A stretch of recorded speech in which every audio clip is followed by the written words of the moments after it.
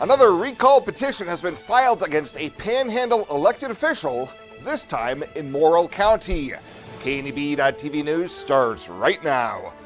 From your trusted source for news in western Nebraska and eastern Wyoming, this is KNEB.TV News. Presented by Plat Valley Companies, premier provider of financial services. Hello, I'm Ryan Murphy. This is KNEB.TV News, powered by Plat Valley Companies. Thanks for joining me. In our top story, Morrill County Assessor Rose Nelson is facing a potential recall.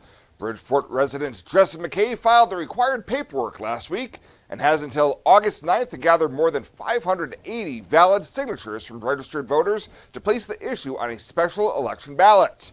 In her filing, McKay said Nelson should be recalled for actions unbecoming a county official due to failure to uphold transparency and integrity in property assessments, claiming mismanagement, explicit bias, or unethical behavior that erodes public trust and undermines fair taxation. In response, Nelson asked citizens to refrain from signing the petition, saying it misrepresents facts without merit. She has performed her duties in a professional and unbiased manner during her 16 years in the position, and the assessor's role is unpopular due to the focus on values.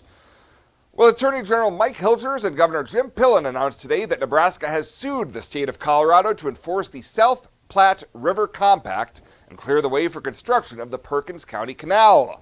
Nebraska and Colorado signed the South Platte River Compact way back in 1923, which limits certain Colorado uses and defines how much water Nebraska is to receive from the river in both the summer irrigation season and the winter non-irrigation season. It is crystal clear. It's crystal clear. Colorado's been holding water back from Nebraska for almost 100 years and getting more and more egregious every single day. Hilger says Colorado is currently threatening Nebraska's water supply of the South Platte River in at least two ways. First, Colorado allows unlawful water diversions that have deprived Nebraska of its right to water during the irrigation season. And secondly, Colorado is obstructing Nebraska's efforts to construct the Perkins County Canal.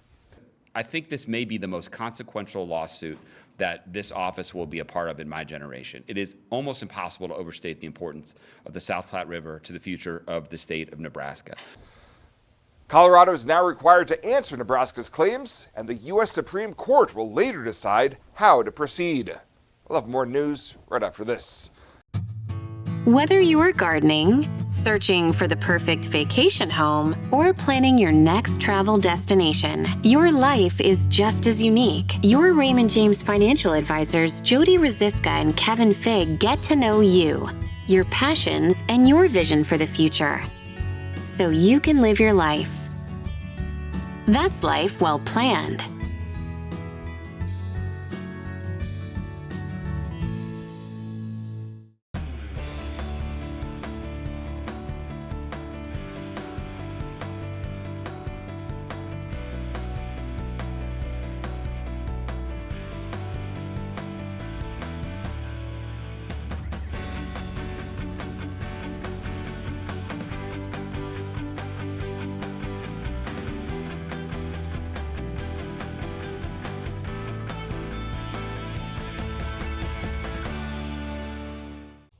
This isn't just a beautiful hospital. It's the home to exceptional patient care. This is where specialty clinics meet your needs. This is where a friendly smile, a warm hand, and an empathetic ear exist to care for you. This is us. Box Butte General Hospital. Great things are happening here. Welcome back. Two local residents are facing felony drug charges after a Nebraska state trooper pulled over their vehicle for a broken taillight this past weekend. 53-year-old Jerry Gorasek of Scottsbluff admitted smoking pot days earlier, but promptly handed over a baggie with more than 27 grams of marijuana leaf. The trooper then initiated a probable cause search, finding roughly 59 grams of methamphetamine, 5 grams of suspected tar heroin, 2 grams of suspected fentanyl, and more. Both Gorisek and 45-year-old driver Rosa Gamboa of Gering were arrested, and each are charged with felony possession of meth, 28 to 139 grams, possession of a controlled substance and no drug tax stamp, and a marijuana infraction. Gorisek's bond was set at $200,000, with Gamboa's bond at $400,000, and a preliminary hearing for each was set for July 25th. Well, a Scottsbluff woman has been sentenced to 5 years of probation and ordered to pay more than $9,000 in restitution after being convicted of stealing from her employer. Earlier this month, 41-year-old Kate Bowles completed a 120-day jail sentence after being found guilty in December from a bench trial in Scottsbluff County District Court. Online records show that during her tenure with the business, she used the company credit card to pay personal insurance premiums, utility bills, and internet bills over the course of nearly 2 years. Judge Leo Dobrevonly found Bowles guilty on the Class 2A felony charge of theft by unlawful taking more than $5,000 and sentenced her to jail, probation, and restitution. And for the second month running, net revenues for the state of Nebraska fell short of projections, but by a smaller percentage than in May. State Tax Commissioner James Cam reports gross receipts for June were $859 million, which was 3.7% above forecast, but net revenue for the month was about a percentage point under expectations at $678 million. Net individual and corporate income tax receipts were 11.7% and 6.7% below forecast, respectively, impacted by $180 million in refunds, which was more than 23% higher than anticipated. The state ended fiscal 24-25 with $6.159 billion in net general fund receipts, which was 1.4% lower than forecast made in April by the state's Economic Forecasting Advisory Board.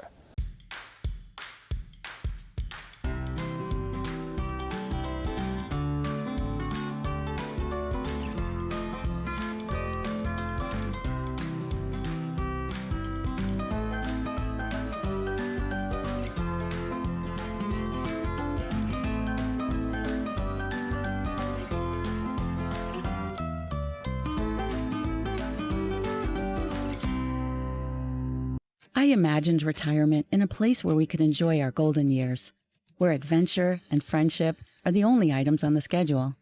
The Garden Homes at Northfield gives us the luxury we planned for and peace of mind when it comes to convenience, safety, and comfort. We never have to stop and think about the day-to-day upkeep. We love to explore abroad, but most importantly in our backyard. So much to do, so much to see. Here at Northfield, we get the protection of life care, incredible tax benefits, and secured rates for aging services. It's peaceful, knowing that if our needs change, we'll be taken care of. And most importantly, that our kids will never have to make any tough decisions. There never seemed to be enough time to do all the things we wanted. Now we get to focus our energy on enjoying what this community has to offer. At the Garden Homes, life is ours again. A place we had dreamed about. A chance to focus on us.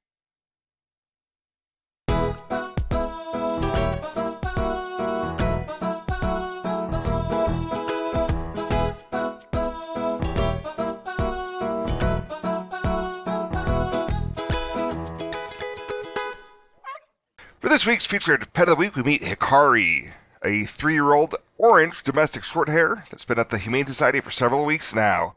Staff says he's orange, he's dramatic, and he sheds like it's full-time job. And honestly, he's thriving. Hikari doesn't just enter a room, he floofs into it. You'll hear the thud of him dramatically flopping onto the floor like it's performance art. He's not here to chase lasers or climb shelves. He's here to nap, eat, and bless your home with his glorious presence. His adoption cost is $50, and that includes his neuter, microchipping, and all his vaccinations. To meet Hikari or any of the cats and dogs available for adoption, you can head on over to the Panhandle Humane Society daily from 1 to 4. Welcome to Kelly's Liquor, your liquor cabinet. Whether you're a wine enthusiast, a whiskey sommelier, a tequila connoisseur, or you just love your beer, Kelly's has the best selection of what you're looking for. Family owned and operated since 1946 and right on 27th Street in Scottsbluff. Come see us today at Kelly's Liquor, your liquor cabinet. And remember to be a good neighbor. Don't drink and drive. Kelly's Liquor, West 27th Street in Scottsbluff.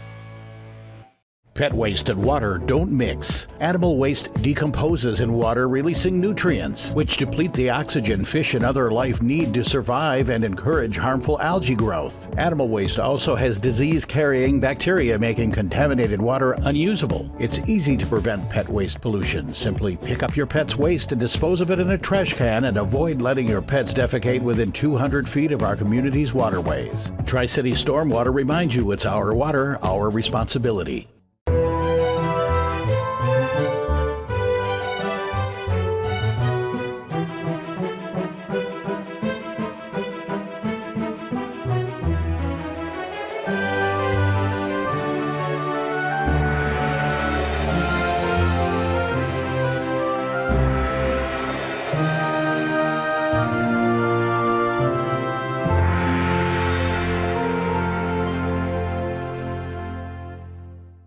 Let's take a look at your midweek community calendar, brought to you by Riverstone Bank.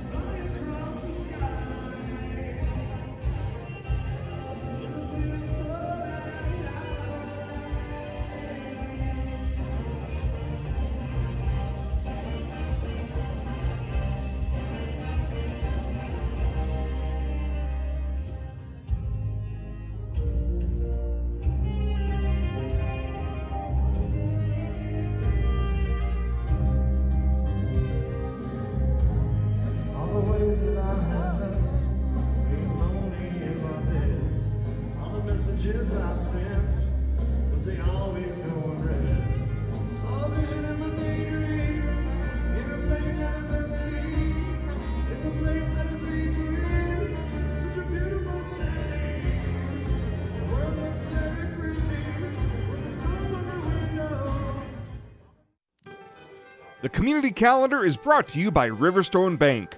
We're local and we love our community.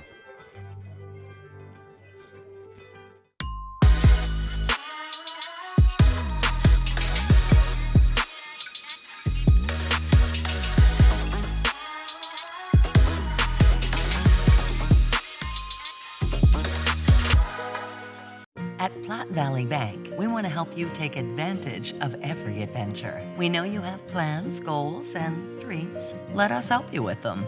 Whether it is building, buying, or renovating, we have the home loan or home equity line of credit to fit your needs. Stop in and see us at Plat Valley Bank and let us help make your dreams a reality. You belong here. Plat Valley Bank, member FDIC, equal housing lender. And finally tonight, area golfers are encouraged to form teams of 3 for this Sunday's Kuans Golf Tournament at Monument Shadows. The $75 per person entry fee includes the full 18 holes, 2 mulligans, lunch, and prizes, all while helping great causes. Kiwanian Kevin Mooney says that proceeds from their 3-person scramble will go right back into the community. Support the cause. Kiwanis does a number of great things, scholarships, and a whole bunch of other stuff. We Also, donate money to both libraries for the kids programs. We sponsor a barbecue for the Camp Scott kids over at the Saddle Club. Just completed that. And I also mentioned scholarships. Yes, the Kuans Golf Tournament does a lot for the scholarships. To get your team signed up, you can call the Monument Shadows Pro Shop at 635-2277. Sunday registration begins at 7 a.m. with an 8 a.m. shotgun start. Well, that does it for us this time. Thank you so much for tuning in. Stay safe out there. I'll see you here next time.